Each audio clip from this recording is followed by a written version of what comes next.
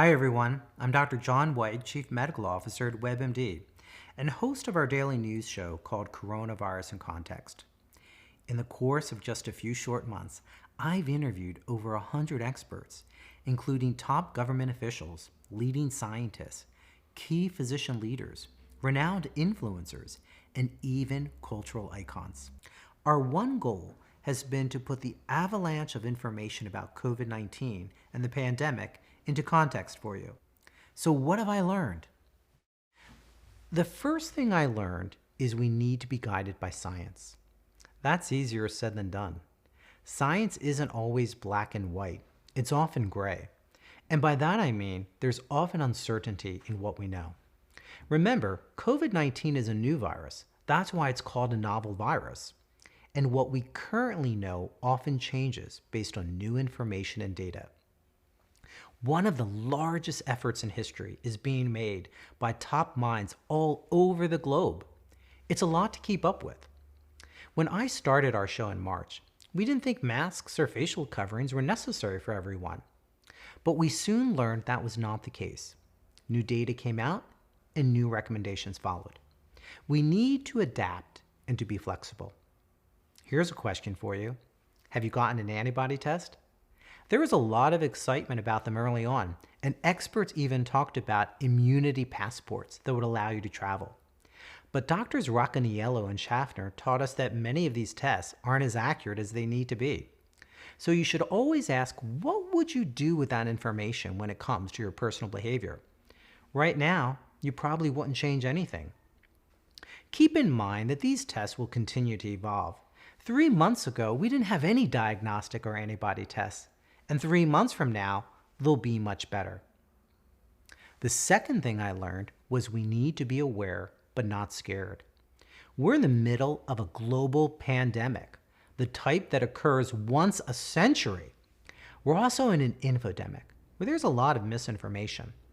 And I get angry when I see claims of cures for coronavirus on social media.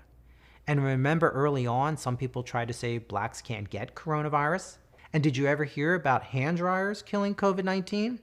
This misinformation hurts people and might put them at increased risk.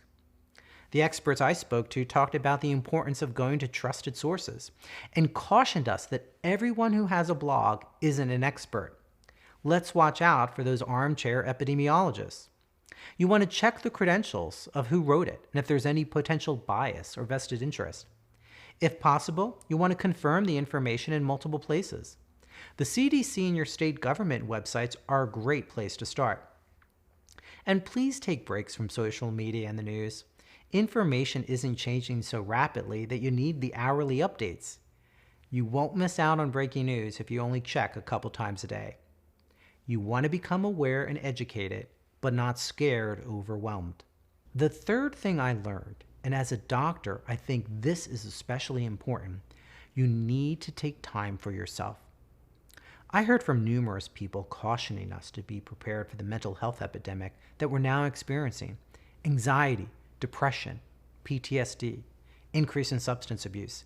These are challenging times for our mental and physical health. Deepak Chopra gave me some great advice all around the word stop. S for stop what you're doing as soon as you feel stress.